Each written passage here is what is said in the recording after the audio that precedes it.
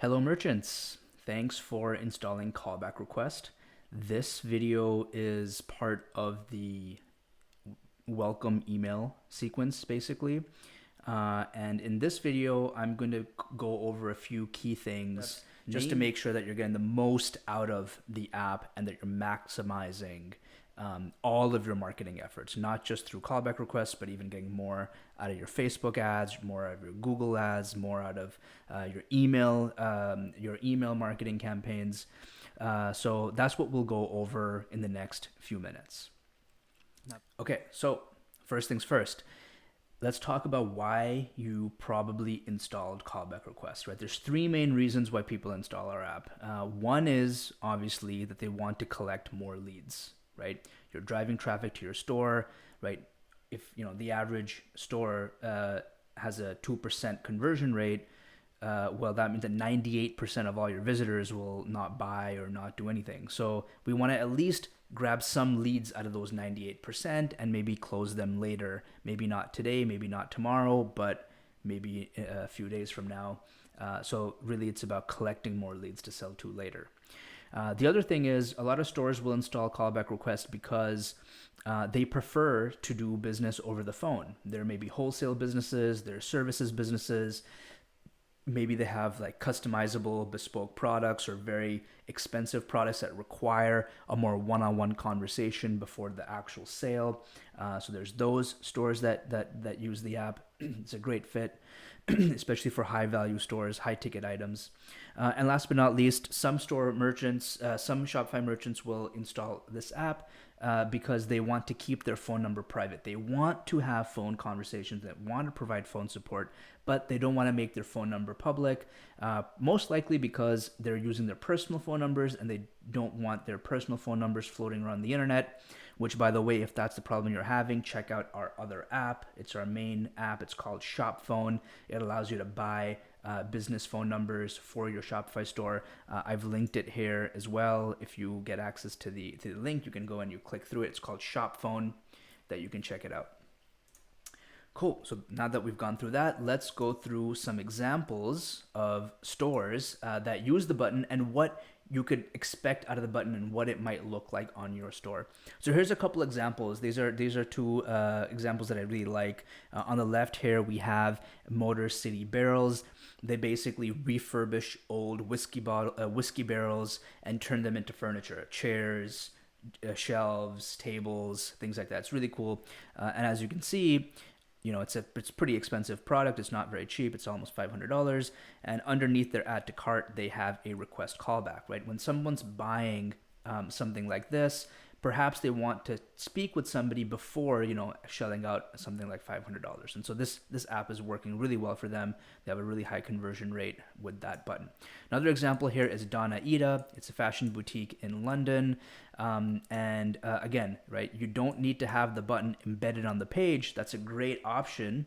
But you can also have the button sort of floating around on all of the different pages. And I'll show you in a second the actual live sites here. So this is the Donna Ida store that I just mentioned earlier. You can see that on desktop, the button actually says speak to a stylist, right? So you can customize what that button says. It doesn't necessarily have to say request a callback. It could be speak to a stylist. So customers can click this, right? Enter their phone number, click call me back, and then Donna Ida's team gets an alert saying, hey, this person on this page looking at these products wants you to call them back. So again, even if you go to a different product page, you'll see that button follows you around. And on mobile, like I showed earlier here, it's just going to look like this callback button. It shortens and it gets smaller on mobile because it's just a better experience on mobile. Another example, a great example is Texas Original Pits. They sell barbecue pits, and again, very high ticket item, but again, that callback request is there for customers who want to speak with someone before actually spending that much money. You can also customize the button earlier. You can change it to whatever language. You can change the button text like I showed before. This is a store that sells really high value custom shoes, and again, they like speaking with their customers before that order goes through. And here's the furniture store. Furniture is a great vertical for us. They see a lot of success with the Callback app. I can't name how many furniture stores that we have using it are having like 35% conversion rate on the Callback button. So definitely check that out. Last but not least, here is another store. And again, you don't have to use it for the callback request because it's that generating a lead. You can change the button to even say request waitlist. In this case, this bidet is out of stock here, but instead of just saying out of stock, this merchant actually is adding. This is actually my store, by the way. So I'm adding the request waitlist button here. Where people can actually type in their phone number and then be added to the wait list. So it's saving their number so I can reach out to them later once I'm back in stock. But also when somebody requests the wait list, I can call them back right away and just kind of upsell them, figure out how many units do they want, so that when I'm placing my order, not only do I have customers I can sell to right away, but I know how many units they want, so I'm ordering the right amount as well. So that's a cool feature. You can think about getting a little bit creative. And again, you can embed these buttons really anywhere you want. They could be floating on all the pages, or they could be on specific pages. It's up to you. Now, let's chat about where these buttons will be or can be in your store, and how to think about the button in your customer journey so that you can maximize the leads that you generate. And because the more leads you generate, the more sales you'll make. So now let's chat about how callback request button can fit in your customer journeys, right?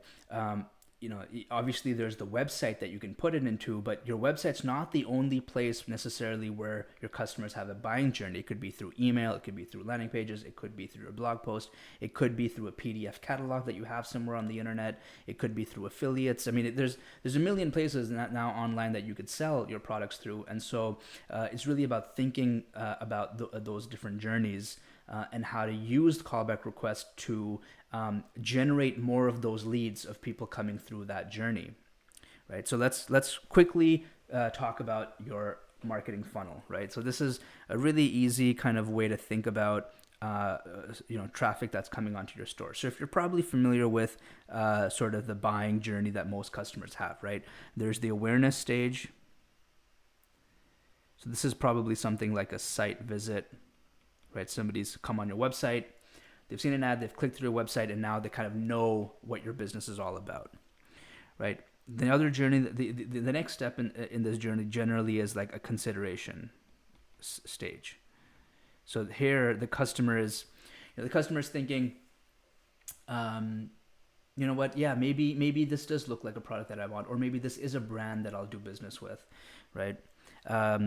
Next up we have, I also like to bucket intent here. So it's not just that they're interested in your brand, but they're actually considering that they'll buy from you. They actually intend to buy from you.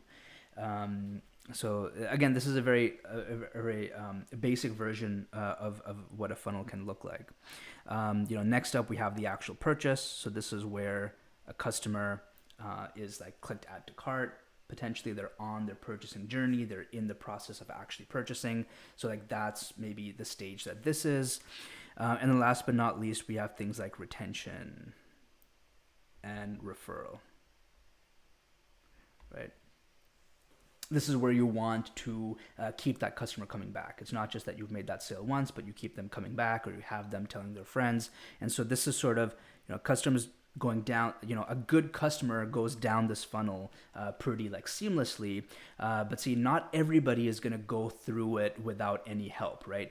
You need sometimes customers need nudging and urging down this funnel, because it's not that you're trying to trick them or convince them to buying something they don't need. It's about making sure that the customer who actually does need your product knows that you're there for them, right? A lot of times, you may have the right product that a customer wants, but maybe they're just not in the right mindset at the time, where they don't think that you're the right person for them, or they're not sure what the benefits of your product are, or they're not sure why they should do business with you. All right, these are the different places where you want to like earn that trust.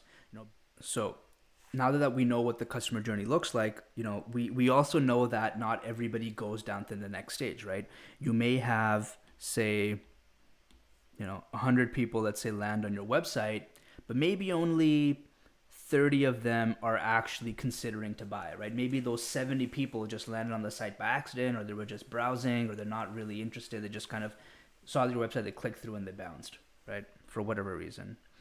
Out of the 30 that are considering, that are interested, maybe only, with the average, if the average, conversion rate's 2%, then you'd have 2 people actually buy. But let's say you get 12 people like add to cart, right? So the top of this purchasing journey, there's the add to cart, and there's about 12 people, but then, only 2 out of those 12 people will actually, enter their credit card details and actually buy. And then maybe out of the 1 person that actually, the 2 people that actually buy, maybe only 1 person will actually buy from you ever again, right? This is sort of like, it's kind of like, this is what the funnel kind of looks like for most businesses. It follows this kind of triangular pattern. Now, where does callback request come in, right? This is very important. The way that you think about this, the way that I'd like for you to think about this is in this way, that you have 3 types of customers, okay? 3 types of people that visit your website, okay? The first type of customer is the yes customer, okay? The yes customer is someone who just knows they want to buy and they will buy. There's a clear, easy action for them, and that's to click add to cart, for example. That's the button, okay? They're just going to click that button because they know that they're going to buy. You don't have to convince them. You don't have to try to, give them discount codes, nothing like that. They're a customer that knows they want it, and they're just going to go and buy it, okay? Second type of customer is a no customer, right? This customer knows that they don't want your product. Either it's too expensive, or they don't have the budget at the moment. They're not interested. They just sort of land on the site by accident. They were just browsing. Whatever it is, they're just not interested. It doesn't matter what you do, what you say, what you discount. Doesn't really matter. No matter what, they have a clear path. They're gonna click, right? They have that path to click X. They're gonna close your website. Okay. There's nothing you can do to say. It's very, very hard to convince these people to buy. You're wasting your time trying to convince them. They're probably not going to buy. But the key are the maybe customers. You probably have a lot of maybe customers who are interested, but they're just not sure that you're the right site that they want to buy from, right? Or maybe they don't want to buy now. So the maybe customers is interesting because, see, for the yes customers and the no customers, there's an easy action they can take, right? They can click add to cart. The yes customers know exactly the path to take. The no customers have their exact path to take, right? So there's only 2 paths here. You either buy it or you're bouncing. But the maybe customer, there's no maybe button, right? There's no maybe I want this product button, right? You can get creative and use things like the wish list button, and you use other buttons like that which exist, and callback is one of those buttons. It's basically a maybe button. But when you don't have buttons like that, when you don't have a maybe type of button, they're defaulting to the X. If you were maybe thinking about buying something, what are you going to do? Either are you going to add to cart, or are you just going to leave, right? You're going to leave because that's the easier path to take if you're a maybe customer. What you want to do is give them something like the callback button, right? Our callback button. Add that how you saw me adding it earlier to underneath the add to cart button, right? If it's the add to cart, you're thinking, yeah, kind of, I don't know if I should get this. So you're not going to click add to cart because when you click add to cart, there's all this baggage that comes with that. You have to add your name, your details, your credit card information, your shipping details. Why would you open a path towards all of that work if you don't know that you want it? But when you click callback request, all you're doing is you're leaving a phone number, right? You're just leaving some very, very basic information so that somebody can call you back. That's a maybe. That's easy to do for a potential customer. So that's really how you should think about it. And so in all of these, right, in all these people, there are the people that are coming onto your website. A lot of these customers are probably maybe. See, these people right here, the 18 people who did not click add to cart. And then from here, let's say the 10, and these are examples obviously, but see the 10 people here that added a cart but never bought, and these 18 people here that were interested in the product but didn't click add to cart, right? These 28 people, for example, are like maybe customers. right? They just bounce because there's no maybe button, but you want to get this callback request button in front of these people. Again, especially if you're selling high value products, you don't want to lose out on these potential sales. So adding the callback request button allows you to talk to these people and close them over the phone or through text or through email or whatever way that you want to do it, but you collect that lead, right? These are very valuable leads. You don't want to lose these people. So you can think about it that way. That's the basic way that you can think about it from the website perspective. But there's more than that, right? These add to cart, these abandoned checkout customers here, right? You want to make sure that you convert them as well. You're probably using the auto emails, which is great, but auto emails only recover about 10% of your sales. We have another app, again, the Shop Phone app also helps with this to convert those high value abandoned checkouts through the phone.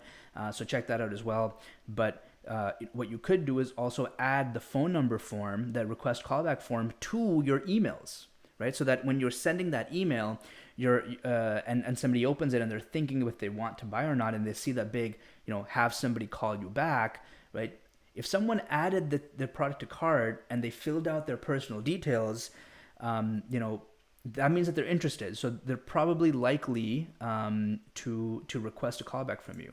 And the way that you set that up is when you open your callback request app, scroll down here, here's the embed link. So now you can embed this link, click copy, right? And now this is your URL. So you can put this URL on any button. You could hyperlink it on a blog post. You could hyperlink it in an email. You could hyperlink it to a PDF catalog. You could hyperlink it to your affiliates, adding it to your affiliate partners, adding it to their email flows. So you can basically add this URL to your abandoned cart emails, for example, and then start generating more leads from your abandoned checkout emails, right? So now, right, you're looking at these people that would have bounced, but now you found a way to bring them back, right? There's people bouncing on all of these stages, right? There's people coming and leaving the funnel.